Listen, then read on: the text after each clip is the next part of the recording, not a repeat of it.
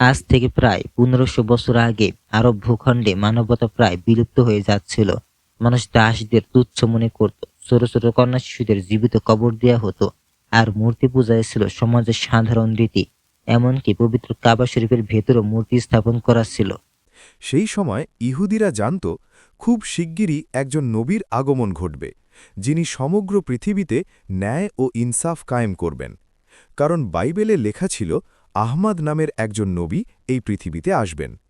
এই কথা আজও বাইবেলে উল্লেখ আছে। তৎকালীন ইহুদিরা নবী পাক সাল্লাল্লাহু আলাইহি ওয়াসাল্লামের আগমনের জন্য ঠিক সেইভাবে অপেক্ষা করছিল, যেভাবে আজ আমরা ইমাম মাহদী আলাইহিসসালামের আগমনের অপেক্ষা করছি। অবশেষে ৫৭০ খ্রিস্টাব্দে নবী পাক সাল্লাল্লাহু আলাইহি ওয়াসাল্লাম জন্মগ্রহণ করেন, আর ঠিক সেই দিনই কাবা শরীফে রাখা সমস্ত মূর্তি নিজে থেকেই ভেঙে পড়তে শুরু করে। একই সময়ে পারস্যের অগ্নিমন্দিরে যে আগুন হাজার হাজার বছর ধরে জ্বলছিল, যে আগুন একবারের জন্যেও নিভেতে দেওয়া হয়নি, সেই আগুন হঠাৎ করেই নিভে যায়। এভাবেই আরও অনেক আশ্চর্য ঘটনা ঘটে, কারণ এগুলো ছিল কুফরের পতন এবং সত্যের বিজয়ের ঘোষণা। নবী পাক সাল্লাল্লাহু আলাইহি ওয়াসাল্লাম শৈশব থেকেই ছিলেন অত্যন্ত সত্যবাদী ও আমানতদার। তার এই গুণাবলীর কারণে আরবের মানুষ নবী পাক সাল্লাল্লাহু আলাইহি ওয়াসাল্লামকে খুব সম্মান করত এবং তাকে গভীর শ্রদ্ধার চোখে দেখত। পরবর্তীতে নবী পাক সাল্লাল্লাহু আলাইহি ওয়াসাল্লাম মক্কার এক সম্মানিত নারী হজরত খাদিজা রদিয়াল্লাহু তাআলা আনহা এর ব্যবসায়িক কাজের দায়িত্ব গ্রহণ করেন। নবী পাক সাল্লাল্লাহু আলাইহি ওয়াসাল্লামের পবিত্র হৃদয়, সততা ও বিশ্বস্ততায় হজরত খাদিজা রদিয়াল্লাহু তাআলা আনহা গভীরভাবে মুগ্ধ হন। তিনি নিজেই নবী পাক সাল্লাল্লাহু আলাইহি ওয়াসাল্লামের কাছে বিবাহের প্রস্তাব পাঠান। নবী পাক সাল্লাল্লাহু আলাইহি ওয়াসাল্লাম সেই প্রস্তাব গ্রহণ করেন এবং হযরত খাদিজা রাদিয়াল্লাহু তাআলা আনহাকে বিয়ে করেন। এরপর নবী পাক সাল্লাল্লাহু আলাইহি ওয়াসাল্লাম স্বাভাবিকভাবে তার জীবনযাপন করতে থাকেন। কিন্তু যখন তিনি ৪০ বছর বয়সে উপনীত হন, তখন এই দুনিয়ার প্রতি তার আগ্রহ কমে যেতে থাকে। তিনি প্রায়ই শহর থেকে দূরে গিয়ে গুহায় ইবাদতে মগ্ন থাকতেন। অবশেষে একদিন নবী পাক সাল্লাল্লাহু আলাইহি ওয়াসাল্লামের ওপর প্রথম ওহী নাজিল হয়। নবী পাক সাল্লাল্লাহু আলাইহি ওয়াসাল্লামের নবুয়তে সর্বপ্রথম ঈমান আনেন ইমাম আলী আলাইহিসসালাম এবং হজরত খাদিজা রাদিয়াল্লাহু তাআলা আনহা। কিন্তু অন্যদিকে যেসব মানুষ আগে নবী পাক সাল্লাল্লাহু আলাইহি ওয়াসাল্লামকে সম্মান করত, তারাই ধীরে ধীরে তার শত্রুতে পরিণত হয়। তারা নবী পাক সাল্লাল্লাহু আলাইহি ওয়াসাল্লামকে হত্যা করার হুমকিও দিতে শুরু করে। আরবের মানুষ শুধু নবী পাক সাল্লাল্লাহু আলাইহি ওয়াসাল্লামের প্রতি নয়, বরং যে কেউ ইসলাম গ্রহণ করত, তাকেই তারা নির্যাতন ও অত্যাচারের শিকার বানাতে শুরু করে। তারা মারধর করত, নির্মমভাবে নির্যাতন চালাত এবং চরম জুলুম করত, যেমন আবু সুফিয়ান এবং আবু জাহেল করত। এমনকি একবার তো মক্কার সব মানুষ একত্র হয়ে নবী পাক সাল্লাল্লাহু আলাইহি ওয়াসাল্লামকে হত্যা করার উদ্দেশ্যে তার বাড়ি পর্যন্ত চলে এসেছিল। কিন্তু সেই সময় নবী পাক সাল্লাল্লাহু আলাইহি ওয়াসাল্লামের চাচা আবু তালিব এবং হজরত খাদিজা রাদিয়াল্লাহু তাআলা আনহা তার পাশে দৃঢ়ভাবে দাঁড়িয়েছিলেন। কারণ নবী আলাইহিসসালাম শৈশবেই এতিম হয়ে গিয়েছিলেন, তাই তার চাচা আবু তালিব তাকে নিজের সন্তানের মতো করে রক্ষা করেছিলেন। কিন্তু ৬১৯ খ্রিস্টাব্দে একই বছরের মধ্যেই নবী আলাইহিসসালামের চাচা আবু তালিব এবং হজরত খাদিজা রাদিয়াল্লাহু তাআলা আনহা উভয়ই ইন্তেকাল করেন। ফলে নবী পাক সাল্লাল্লাহু আলাইহি ওয়াসাল্লাম আবারও একা হয়ে পড়েন। এই সুযোগকে কাজে লাগিয়ে আরবের লোকেরা নবী আলাইহিসসালামকে হত্যা করার ষড়যন্ত্র শুরু করে। তখন আল্লাহ তাআলা নবী পাক সাল্লাল্লাহু আলাইহি ওয়াসাল্লামকে মদিনার দিকে হিজরত করার নির্দেশ দেন। সেই সময় মাত্র ১০০ থেকে ২০০ জন মানুষই ইসলাম গ্রহণ করেছিলেন। একদিকে যখন মক্কায় নবী পাক সাল্লাল্লাহু আলাইহি ওয়াসাল্লামকে শহীদ করার ষড়যন্ত্র চলছিল, অন্যদিকে মদিনায় আউস ও খাজরাজ গোত্রের লোকেরা নবী আলাইহিসসালামের কাছে এসে তাকে মদিনায় আগমনের আমন্ত্রণ জানায়। কারণ মদিনার মানুষ বহু বছর ধরে ইহুদিদের কাছ থেকে শুনে আসছিল যে খুব শিগগিরই একজন নবীর আগমন ঘটবে। এ কারণেই মদিনার লোকেরা যখন জানতে পারে যে মক্কায় একজন নবী আবির্ভূত হয়েছেন, তখন তারা সঙ্গে সঙ্গে ইসলাম গ্রহণ করে। নবী পাক সাল্লাল্লাহু আলাইহি ওয়াসাল্লাম হিজরত করে মদিনায় যাওয়ার সিদ্ধান্ত নেন। ধীরে ধীরে মক্কার সব মুসলমানও মদিনায় স্থানান্তরিত হয়ে যান। এরপর একদিন আবু সুফিয়ান কয়েকজন লোককে সঙ্গে নিয়ে নবী আলাইহিসসালামের বাড়িতে আসে তাকে হত্যা করার উদ্দেশ্যে, কিন্তু তারা দেখে বিছানায় ইমাম আলী আলাইহিসসালাম শুয়ে আছেন। কারণ নবী পাক সাল্লাল্লাহু আলাইহি ওয়াসাল্লাম মক্কার মানুষের আমানতগুলো ফিরিয়ে দেওয়ার দায়িত্ব দিয়ে ইমাম আলী আলাইহিসসালামকে সেখানে রেখে গিয়েছিলেন। আর নবী আলাইহিসসালাম হজরত আবু বকর রাদিয়াল্লাহু তাআলা আনহার সঙ্গে মদিনার পথে রওনা হয়ে গিয়েছিলেন। তবে মদিনায় যাওয়ার আগে নবী আলাইহিসসালাম ৩ দিন গারে সৌরে অবস্থান করেন, যাতে আবু সুফিয়ানের লোকেরা পথে তাকে ধরে ফেলতে না পারে। ৩ দিন পর নবী আলাইহিসসালাম মদিনার দিকে রওনা হন। মদিনায় পৌঁছনোর সঙ্গে সঙ্গেই সেখানকার মানুষ নবী পাক সাল্লাল্লাহু আলাইহি ওয়াসাল্লামকে অত্যন্ত সম্মান ও ভালোবাসার সঙ্গে স্বাগত জানায়। আর যেসব মুসলমান নিজেদের সব কিছু মক্কায় ফেলে মদিনায় হিজরত করে এসেছিলেন, মদিনার আনসাররা তাদের সর্বাত্মক সহযোগিতা করেন। এমনকি কেউ কেউ তো নিজের স্ত্রীকে তালাক দিতেও প্রস্তুত হয়ে গিয়েছিলেন, যাতে মুহাজির ভাইয়েরা তাদের সঙ্গে বিবাহ করে নতুন জীবন শুরু করতে পারে। যখন নবী পাক সাল্লাল্লাহু আলাইহি ওয়াসাল্লাম মদিনায় পৌঁছান, তখন সর্বপ্রথম তিনি মদিনার ইহুদিদের সঙ্গে একটি চুক্তি করেন। সেই চুক্তিতে বলা হয়, যদি মদিনার ওপর কোনো আক্রমণ হয় তাহলে আমরা আমাদের পারস্পরিক শত্রুতা ভুলে গিয়ে একসঙ্গে মদিনাকে রক্ষা করব। মদিনায় হিজরত করার ২ বছর পর ইসলামের ইতিহাসে প্রথম যুদ্ধ সংঘটিত হয়, যা জাঙ্গে বদর নামে পরিচিত। যখন মুসলমানরা নিজেদের সব কিছু মক্কায় ফেলে মদিনায় হিজরত করে এসেছিলেন, তখন মক্কার লোকেরা মুসলমানদের সমস্ত সম্পদ নিজেদের দখলে নিয়ে নিয়েছিল। এরপর আল্লাহ তাআলা মুসলমানদের অনুমতি দেন, এখন তারা মক্কার লোকদের বাণিজ্যিক কাফেলাগুলো আটকাতে পারবে। ফলে মুসলমানরা বিশেষ কোনো অস্ত্র ছাড়াই মাত্র কয়েকটি তলোয়ার নিয়ে আবু সুফিয়ানের কাফেলা লুট করার উদ্দেশ্যে বেরিয়ে পড়ে, কারণ মক্কার কাফেলাগুলো মদিনার পাশ দিয়েই যাতায়াত করত। কিন্তু পথেই আল্লাহ তাআলা নবী পাক সাল্লাল্লাহু আলাইহি ওয়াসাল্লামকে ২টি বিকল্প দেন।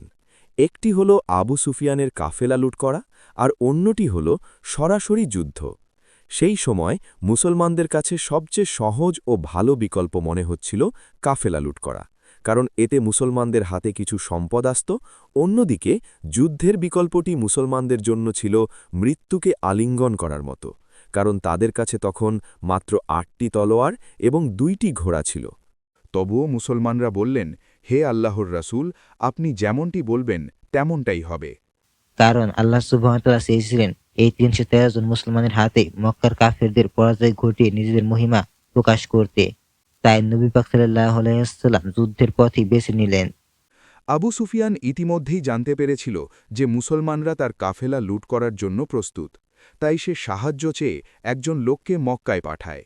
যেই ব্যক্তি মক্কায় গিয়ে সব ঘটনা জানায়, সঙ্গে সঙ্গে আবু জাহেল ১০০০ জনের বিশাল বাহিনী নিয়ে বেরিয়ে পড়ে, আর আবু সুফিয়ান সমুদ্রপথে নিরাপদে মক্কায় পৌঁছে যায়। মুসলমানরা মদিনার দক্ষিণ পশ্চিম দিকে বদর নামক স্থানে নিজেদের শিবির স্থাপন করেন। এই কারণেই এই যুদ্ধের নাম হয় জাঙ্গে বাদর। পরদিন আবু জাহেল তার ১০০০ সৈন্য নিয়ে সেই স্থানে পৌঁছে যায়। এইভাবে দুই পক্ষের বাহিনী মুখোমুখি অবস্থানে এসে দাঁড়ায়। ঠিক তখন আবু জাহেলের বাহিনী থেকে উতবা নামের এক ব্যক্তি তার ভাই ও ছেলেকে সঙ্গে নিয়ে সামনে আসে এবং মুসলমান বাহিনীকে চ্যালেঞ্জ জানায়, কেউ আছে যে আমার সঙ্গে যুদ্ধ করবে? মুসলমান বাহিনী থেকে ৩ জন সামনে এগিয়ে আসেন। প্রথমজন ছিলেন নবী পাক সাল্লাল্লাহু আলাইহি ওয়াসাল্লামের চাচা হযরত হামজা রাদিয়াল্লাহু তাআলা আনহু, দ্বিতীয়জন হযরত উবাইদা রাদিয়াল্লাহু তাআলা আনহু, আর তৃতীয়জন ছিলেন আমাদের মাওলা হযরত আলী আলাইহিস সালাম। এই ৩ জনেই উতবাকে পরাজিত ও নিহত করেন। এরপর মুসলমান ও কাফিরদের মধ্যে পূর্ণাঙ্গ যুদ্ধ শুরু হয়ে যায়। কাফিররা ভেবেছিল তারা খুব সহজেই এই যুদ্ধ জিতে নেবে। এখন প্রশ্ন ছিল ৩১৩ জন মুসলমান আর ওদিকে বিশাল বাহিনী, সঙ্গে ঘোড়া ও তলোয়ার। কিন্তু আল্লাহ তাআলা এই যুদ্ধে মুসলমানদের সাহায্যের জন্য ফেরেশতা পাঠিয়েছিলেন। সেই ফেরেশতারা মুসলমানদের সঙ্গে কাঁধে কাঁধ মিলিয়ে যুদ্ধ করেন এবং কাফিরদের বাহিনীকে নির্মমভাবে পরাজিত করে পালাতে বাধ্য করেন। এই যুদ্ধে মুসলমানদের সবচেয়ে বড় শত্রু আবু জাহেল নিহত হয়। এই যুদ্ধটি শুধু মুসলমানদেরই নয়, বরং পুরো ইসলামের এক মহাবিজয় ছিল। এইভাবে আল্লাহ সুবহানাহু ওয়া তাআলা মুসলমানদের তলোয়ারের মাধ্যমে কাফেরদের পরাজিত করেন। এই ভয়াবহ পরাজয়ের পর কাফিররা মুসলমানদের কাছ থেকে প্রতিশোধ নিতে চাইল। কারণ মক্কার লোকদের পুরো আরব জুড়ে একটি বিশেষ মর্যাদা ও সম্মান ছিল, আর এখন সেই সম্মানই প্রশ্নের মুখে পড়ে গিয়েছিল। আবু জাহেলের মৃত্যুর পর এবার আবু সুফিয়ান ৩,০০০ সৈন্যের বিশাল বাহিনী নিয়ে মুসলমানদের বিরুদ্ধে অগ্রসর হয়। এই বাহিনীর মধ্যে খালিদ ইবনে ওয়ালিদও অন্তর্ভুক্ত ছিলেন। নবী পাক সাল্লাল্লাহু আলাইহি ওয়াসাল্লাম চেয়েছিলেন এই যুদ্ধ মদিনার ভেতরেই সংঘটিত হোক, কারণ নবী আলাইহিসসালাম মদিনার ইহুদিদের সঙ্গে একটি চুক্তি করেছিলেন, যদি মদিনায় আক্রমণ হয় তবে সবাই মিলে প্রতিরোধ করা হবে। এতে মুসলমানদের কৌশলগত সুবিধা থাকত। কিন্তু অধিকাংশ সাহাবী সিদ্ধান্ত নেন মদিনার বাইরে খোলা মরুভূমিতে যুদ্ধ করা হবে। নবী পাক সাল্লাল্লাহু আলাইহি ওয়াসাল্লাম তাদের সিদ্ধান্ত মেনে নেন। এইভাবে ১,০০০ জন মুসলমান বেরিয়ে পড়েন ৩,০০০ জনের বাহিনীর মোকাবিলায়। উহুদ পাহাড়ের কাছে মুসলমানদের সঙ্গে আবু সুফিয়ানের বাহিনীর মুখোমুখি সংঘর্ষ হয়। ঠিক সেই সময় এক মুনাফেক আবদুল্লাহ ইবনে উবাই তার সঙ্গে থাকা ৩০০ জন লোক নিয়ে যুদ্ধক্ষেত্র ত্যাগ করে চলে যায়। ফলে মুসলমানদের সংখ্যা কমে দাঁড়ায় মাত্র ৭০০ জন। তখন নবী পাক সাল্লাল্লাহু আলাইহি ওয়াসাল্লাম একটি গুরুত্বপূর্ণ যুদ্ধ কৌশল গ্রহণ করেন। তিনি উহুদ পাহাড়ের পেছনের দিকে ৫০ জন তীরন্দাজকে মোতায়েন করেন এবং তাদের কঠোর নির্দেশ দেন, কোনো অবস্থাতেই তোমরা এই স্থান ছেড়ে যাবে না। এমনকি যদি দেখো মুসলমানদের দেহের ওপর পাখিরাও বসে পড়েছে, তবুও এখান থেকে সরে যাবে না। এরপর যুদ্ধ শুরু হয়। মুসলমানরা অত্যন্ত সাহস ও দৃঢ়তার সঙ্গে কাফিরদের মোকাবিলা করতে থাকে এবং কাফিররা ধীরে ধীরে পিছিয়ে যেতে শুরু করে। শহীদ হতে হতে কাফিররা পিছু হটতে শুরু করল। এই দৃশ্য দেখে পাহাড়ে অবস্থানরত সেই ৫০ জন তীরন্দাজ মনে করল মুসলমানরা যুদ্ধ জিতে গেছে। তারা ভাবল যদি এখনই নেমে না যায় তাহলে মালে গানিমাতের অংশ থেকে বঞ্চিত হয়ে যাবে।